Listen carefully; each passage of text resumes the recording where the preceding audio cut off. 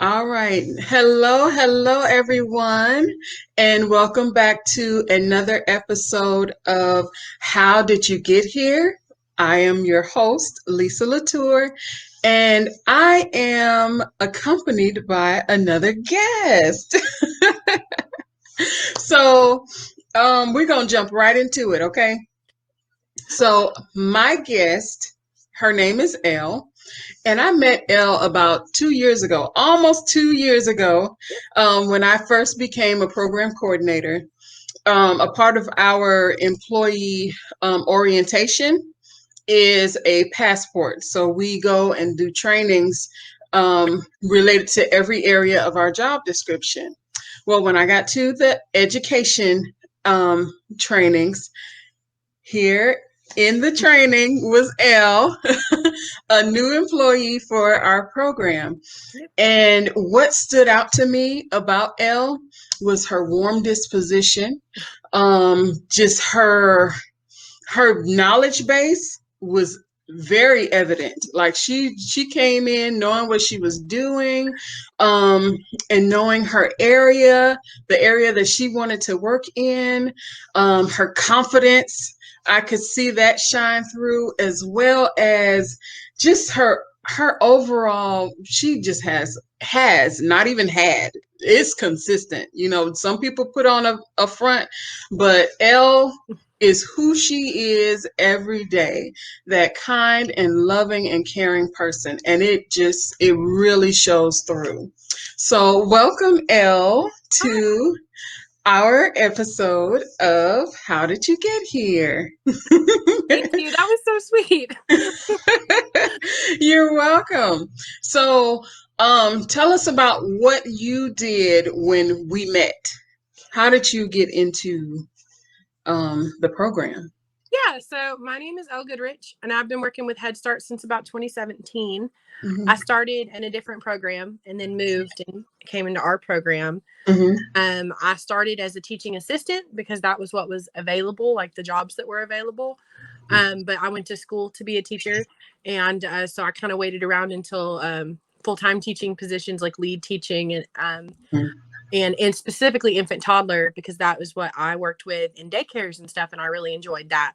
So I was waiting for that. Okay. So you started off with Head Start and Early Head Start on the Hmm. Head Start side, working with the 3, 4, and 5-year olds. Right, in our program. In the other Yes. program, I floated all around everywhere. Okay.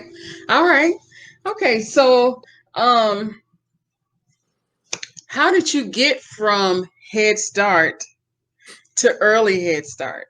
So Like, when in 2017 in Murfreesboro, that their Head Start program, they have both in the same building. mhm, And so I got to witness both programs, Early Head Start and Head Start. And I knew from when I saw that Early Head Start program, I was like, that's what I want to do. mhm, I saw how they got to meet the women when they were pregnant a lot of the times, or with the very young children, and they got to stay with them and they got to watch them grow through that continuity of care. And really, they just got to see, like, sometimes a 6-week-old baby, or sometimes even before, if you meet them when they're pregnant, all the way until they're almost 4 years old. mhm. And I just really, really liked the Early Head Start program and how it was functioned and the creative curriculum and all that. So I was like, that's what I'm going to do. But there wasn't a lot of those jobs, and people tended to stay in those jobs. So I was like, I might have to wait around, but if I do it, I know I can get in. And so that's what I did. Okay. All right. So, just a little fun fact. When you started off in Head Start with our program, Yes. um, an opening came for the Early Head Start program. Hmm.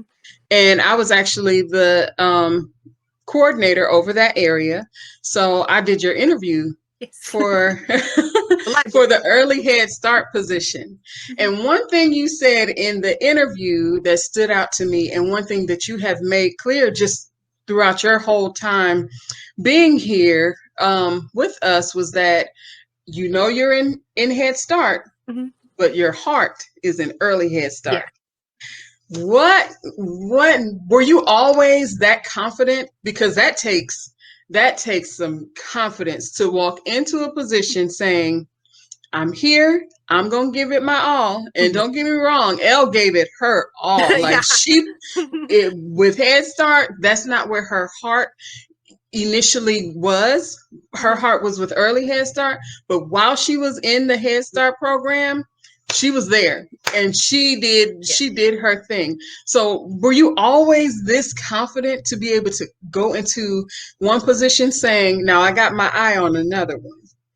I think so. Yeah, I do. I was raised to be very confident and to know Okay. what I wanted and to know that, you know, to have goals and to set those goals and to realize that, you know, if it's a lot of times, if you, especially if you're really honest about those goals and you're coming from the right place, that it can help you get to where you want to go. And it did. It really helped me. The infant toddler teacher was my dream job. And I was like, that's what I'm going to aim to be. And so it took me 3 years, but I was able to get there. Okay. And doing things like, you know, I'm always volunteering in the community at the theater or at my church or whatever. It gave me the confidence to be able to do that. And I can honestly say that I've never interviewed for a job and not gotten it. Okay. And I've had a lot of jobs. I've never, you know, ever since I was, you know, a teenager, I've always been able to get the job. Wow. And it was a lot of just practicing, you know, public speech as far back as Girl Scouts, just being able to kind of fake it until you make it with that confidence and be an actress and just, you know, just be very honest with yourself. Okay. So that's interesting that you said that, you know, being confident with yourself, because you had your sights set on one position, and like you said, you have always gotten the job that you interviewed for because you put on that confidence. And so that didn't happen overnight, because what I heard you say is that you were practicing from back when you were in Girl Scouts. Yeah, girl. So, but those little steps, that constant working on your expressing, you know, your goals and showing confidence is what got you to now. Does it feel more natural now than it used to be? Yeah, absolutely. And you know, I am a female, right? I'm a girl, and my grandfather wanted sons, and he got 2 daughters and 3 granddaughters. So we were always, you know, taught and treated like boys. Like we were always treated to go out and be leaders and take what you want and do what you want. You know, there was a lot of that because that's what he wanted and expected from us, and was a big part of raising us. So, you know, I felt like we were taught and we were given the opportunities to learn those skills. It was always very important to him to have those salesman skills and those public speaking skills and those interview skills. And I remember him, he said, "Oh, you have a job interview? Sit down, we're going to practice." Oh, yeah, it was very much like that. You know, where are your references from? Who are you going to choose? You know, what are you going to do?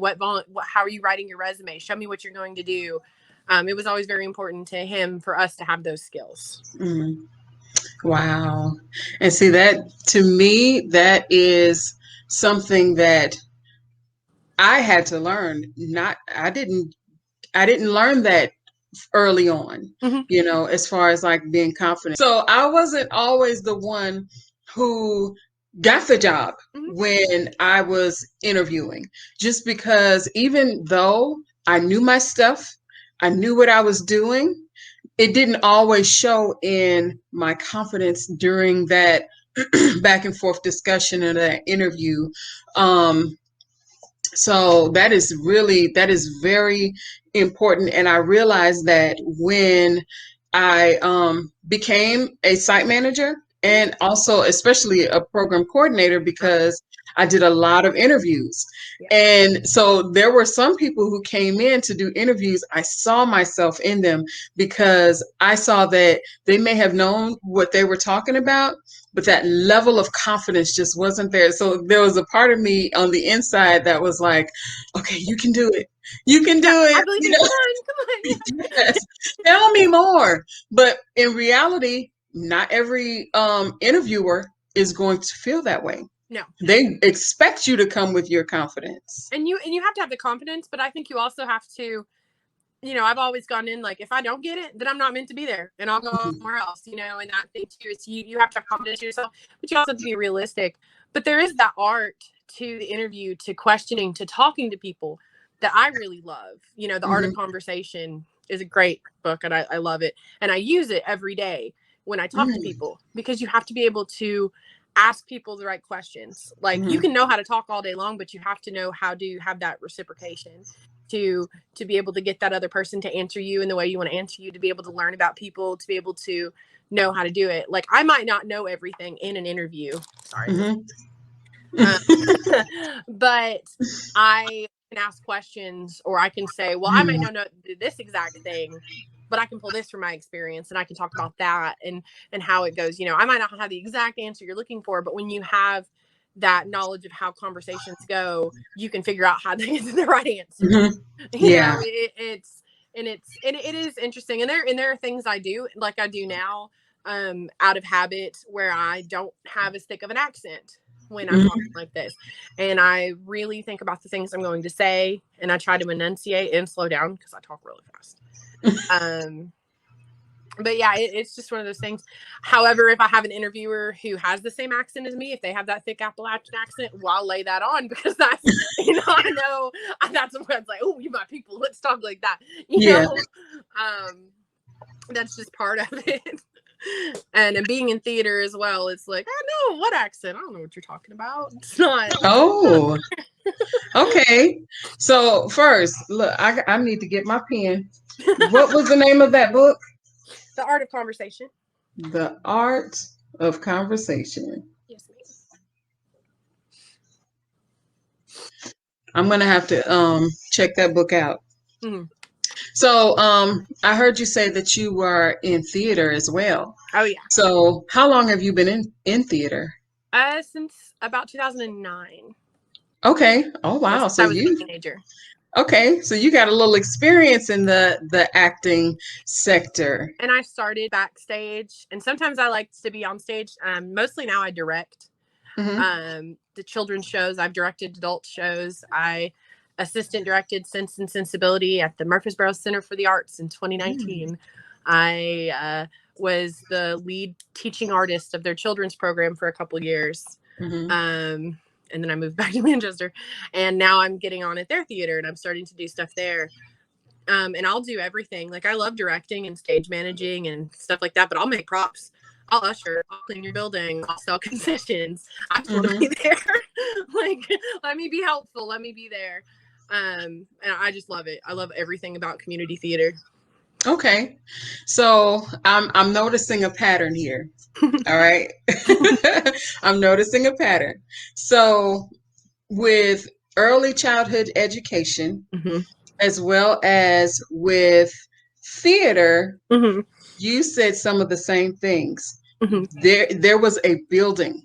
Yes. So you started where you could get in there. And then you started building from there. Yep. So just like with the early education side, your goal was to get to your dream job of being an early Head Start teacher, infant toddler teacher. Yes. So did you go into theater knowing that one day your goal would be to start directing? Yes. So you all right, listen, I love it. It took 10 years, but I got there. All right. But see, that's the thing I love. We don't have to start at the top. We don't have to study for years and years and then walk into the dream position. You can learn hands-on. Yes. From what I heard, you learned hands-on with interviewing and communication. You learned hands-on with becoming this amazing infant toddler teacher, because I have seen her work, and she is an amazing infant toddler teacher. But not only that, you learned little by little about theater as well. Yeah. So it's not always about stepping into what you want to do. Mm-hmm. or trying to get to a place where you are fully qualified Mm-hmm. to be where you're in your dream you want to be. Mm-hmm. It's okay to build Oh yeah, absolutely. skills little by little. It's and it, like with teaching, I started working part-time at a daycare, Mm-hmm. in like 2013 or something like that, long time ago. And I liked it. And I'd Mm-hmm. always liked working with kids. And so it was like, yeah, that makes sense. I'm going to go to school for that. Mm-hmm. And I liked working with special needs kids. And so I took a lot of classes about that. And I knew about the Head Start programs, and that had always interested me. I was like, yeah, I would check that out, see if I like working there. And I went from, part time. And at that daycare, I told them what my plans were. I was like, I want to do this, put me everywhere. So Mm-hmm. I worked in the kitchen. I worked in the office. I worked in the baby room. I worked in the pre-K room. I ran parent meetings. I ran trainings. I worked with CCR&R. Just put me everywhere. Let me do anything. And they were mad that I left and then do not understand. They didn't want me to leave. But I went, and I worked at a couple other daycare programs to kind of like check out different kind of fields, Montessori and stuff like that, and what they do and who they serve. And I got a lot of experience, and I had some experience I didn't like, where I was like, I don't want to be here right now. But it was still helpful, Mm-hmm. to learn the knots, the not good examples of, what I believe childcare should be. And I loved it. I loved every minute of it. And when I got to see those teachers, who I considered role models, whether it was at that daycare or when I started at Murfreesboro Head Start, there was a teacher who just retired after being there for over like 52 years. Wow. Yeah. Or, there's teachers in Manchester who had been there for a very long time. Mm-hmm. And you go in there and I love it. I want to be one of their kids, Mm-hmm. I want to dance with you all day. I want to, I want to play at your classroom. Let me go play in your classroom all day long. I will. And you want to be those people, and you want to take, their things that they do. I tell them, I'm like, I'm stealing that song. I'm stealing that transition. I'm doing that. Because I love it. I love learning from those people. Mm-hmm. Miss Jackie that we work with, she's great. I love asking her for stuff like, hey, what do you do with this? And she'll just tell you, and you Mm-hmm. take her advice and fit it to your specific situation. And she's Mm-hmm. been with our program for a long, long time. Mm-hmm. Yes. So you learn from the best and you take those tools Mm-hmm. and add them to your toolbox. Yes, So absolutely, I 100%. love it. I And I'm love it. honest about it too. I'm like, yes, I'm taking that. I love that. So you have that confidence to be fully upfront Mm-hmm. about what you want and Mm-hmm. also about the tools that you will be implementing to help build your own expertise. Yeah. And also just about what you don't know. There are going to be times where you just don't know how to deal with something, whether it's like a behavior or something like that. And you have to have the confidence to be like, I don't have any idea what to do. I need Mm, to ask people. I need to ask lots of people. I don't know what this policy is. I'm going to send Bree an email to send Lisa an email because I have no idea what this rule is and I mhm, can't find it. mhm, I'll look first, but I can't always find it, or mhm, it's not very clear. Or which one is the highest standard, because that's what we go by. We always go by the highest strictest standard in our program. So which one is considered highest strictest, and so you have to have the confidence to admit that you don't know anything yeah. sometimes, Wow. and that you So, will mess up, and it's okay to get corrected and to take that advice that supervisors give you. mm. Ooh, this is some good information. I love it. I love it. Just because it does take confidence and it does take courage to Mhm. admit that you don't know something. Yeah. It's not it's not that you are incompetent by any means. We are always in a state of learning. Hmm. And if we're not, then we're stagnant. Hmm. And I was actually just reading I was reading a book, and in the book the author said if you're not growing, Hmm. then you're dying. Yeah. So it's important to always remember that it is okay to learn. Hmm. It is okay to grow. Yeah. And Elle, from just based on this conversation, because my people have never heard of you, they may not have Right. ever met you. Probably not. Um, but just from our conversation, Mhm. they get to hear it from straight from you that it is okay to grow Absolutely. and to just be in that place where you Mhm. don't always know, because if you don't know and you find someone else who knows, then that adds so much value to what you're doing. Yeah. Ooh, I love it. I believe that, not based on like your education or anything like that, anybody that comes into my classroom, they're going to know something I don't know. Mhm. We have all sorts of support staff roles in our program. And, some support staff come in and they might only have a high school diploma versus where our teachers are supposed to, they have bachelor's or even like master's degrees. I know a lot of people have getting their master's degrees now. But that to me, oh, you have like 4 kids. Okay, come on, you have a different viewpoint than me. Tell me Mhm. what you think, and let's I'm always wanting outside input constantly. Whether I'm going to be used immediately in that specific way, probably not, but that I can take that and think about it and be like, okay, so this is a good idea, because there's some stuff that I'm not good at, and I know I'm not good at. So if I can find that person that's good at it, like, yes, girl, you have beautiful handwriting. Come here. Like, whatever it is. That's just something I do every day. Mhm. You might know some technology that I don't know. You might know some programs that I don't know. You might be able to connect to a family in a way that I can't connect to a family. Like, you might have a personal connection to them or anything like that. You have to, be able to use those outside resources, let people know that they're useful to you, thank them, let them know that they're appreciated. And, just constantly like, oh, you're great. Let's have a great idea, like boost up the people around you so that they know,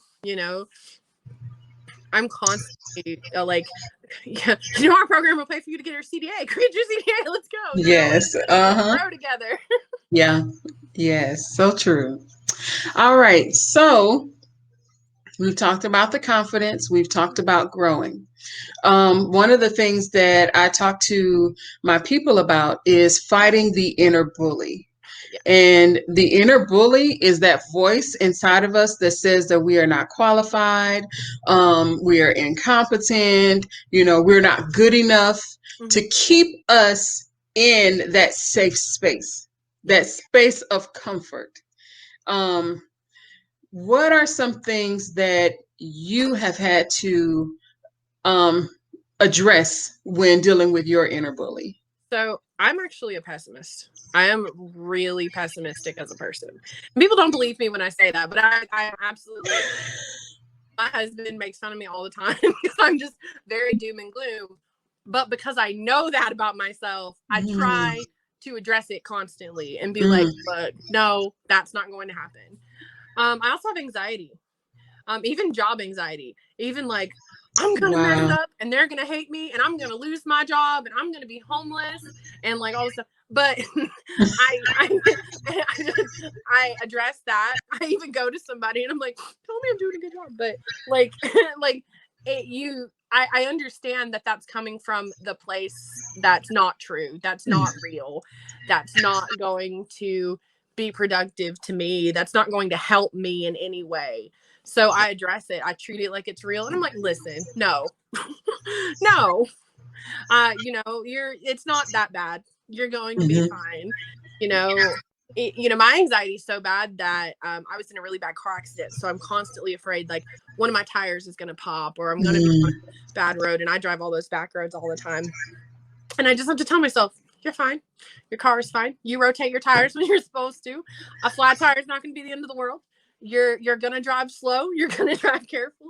And you just have to address it and to mhm. be in that moment, to tell yourself everything's going to be okay. And Yes. you tell yourself that until you believe it. Mm, Until you believe it, because that's the only thing that's going to work. mhm. Like Wow. or prayer or whatever, it's going to happen because I believe it's going to happen. Mhm. So you tell yourself that until you believe it. Fake it till I you love make it. it. Yes, yes. And then also that truth that the inner bully doesn't go away. Never. doesn't go away. Mm-mm. It's not a one and done. I address the inner bully, I'm good to go. No. No, it's a constant, discussion that you're having, pretty Yes. much to tell her to back up. Yep. Everything is going to be okay. Yes. All right. And just being, again, just recognizing those about yourself, recognizing that I am a pessimist. I am the worst. But I try to be the opposite of that. I tell myself what I want to be. I want to be kind. I want to be positive. I want to be seen as, smart. And I want to be recognized as someone who is all those things, who is kind, who is positive, who is smart. And you can't do that by just like letting yourself be pessimistic, by letting yourself be that way. And I recognize where those things come from in my own past and in my own, life, through therapy and self-reflection and stuff, like recognizing where those thoughts and those things come from and that they're not coming from the right place. So I don't need to abide by them. Yeah. Yeah. Wow. All right. So if your calling, if what you do and how you operate on a daily basis had a voice that we could all hear loud and clear, what would you tell someone who is watching you and saying, I am everything she said she was? I am the pessimist. I am, I have that nervousness or that anxiety, but I don't want to be that way. What would you say to that person? I would say that it takes little steps in finding your own support systems, little steps in finding your own help, little steps in being able to self-reflect, little steps in, if you need, finding therapy, if you need to, rally your friends and your family, if you need to find those friends and family who will help you become the person that you want to be. You surround yourself with who you want to be. I try to surround myself with wonderful people and wonderful things. And if you're not that, then I'm not going to be around you. I want those positive influences in my life. If I'm not comfortable in an environment, I will leave. I will leave quickly. And that's part of it, is that I have to be able to abide by that. I have to be able to be confident in my own self and knowing that the people around me are positive influences. And that I can help uplift them and they can help uplift me. And that calling, that whatever you're hearing, you can do what you want to do, but it's not going to be easy. For most people, it's not easy. For people who are born with different things and different hangups, we all have our own struggles, but I think that it really can provide it. That, I knew in first grade, living in rural Appalachia in a trailer in the middle of nowhere, that I wanted to be a teacher. There weren't any teachers around me, but that I wanted to be a teacher. And so, I was able to make that happen. Wow. I love it. This is good. This is so good. All right. So for someone out there who is interested in Head Start, and early Head Start. Yes. And they may not necessarily, some may want to work for Head Start. I mean, there are people all over the US watching this interview. Right. What are some ways that we can support the Head Start and early Head Start program? Yeah. Teaching and working with little kids is absolutely not for everybody, but they need volunteers. We always need volunteers. There are foster grandparent programs. There are volunteer programs. Usually you have to be 16 or 18 to do that. But there are volunteer programs. There are mentoring programs.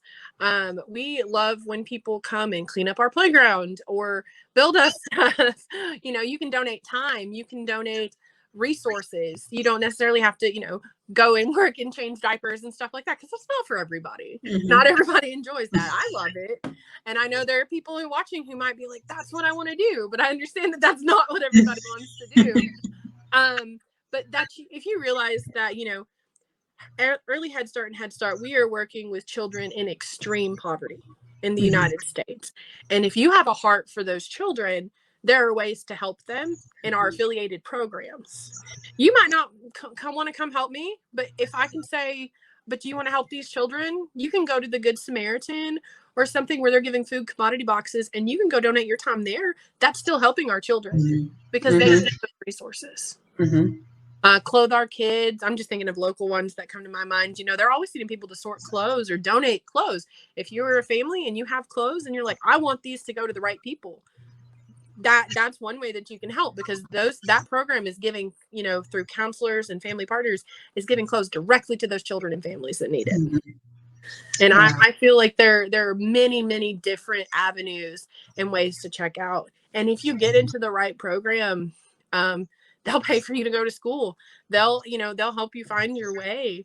We have social workers and psychologists and speech language pathologists, and they might not all stay teachers, but they use us as their stepping stone to get to where they're going to be. Or they're me, and this is where they want to be.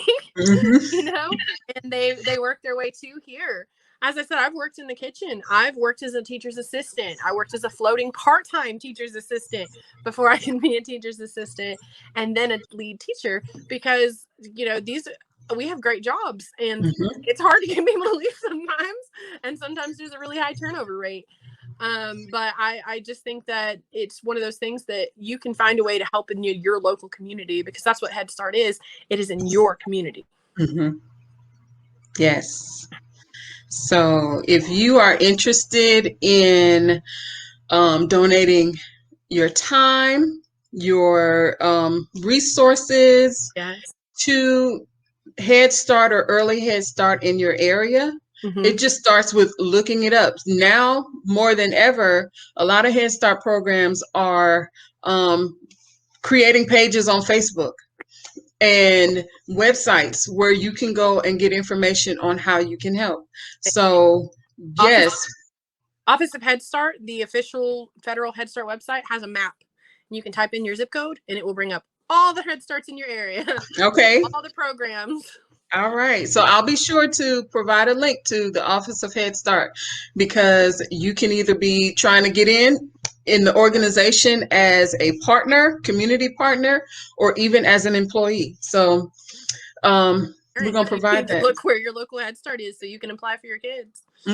Yes, that too, because that's what we're here for. We are here at Head Start and Early Head Start to be here for our children and for our families. Yeah. So, well, Elle, thank you so much for having this chat with me and with our people. I have thoroughly enjoyed this conversation, and I am going to go ahead and say I would love to have you on again in the future. Girl, so that we can talk about so we can talk about some other things. For sure. So thank you, Elle, so much. And I want to thank all of you out there watching. I hope that you have received some good information from this episode and from this interview. I am, as always, I say I am the lady with the lipstick and the model with the message. And I want you all to please, please, please be amazing wherever you are. Thank you.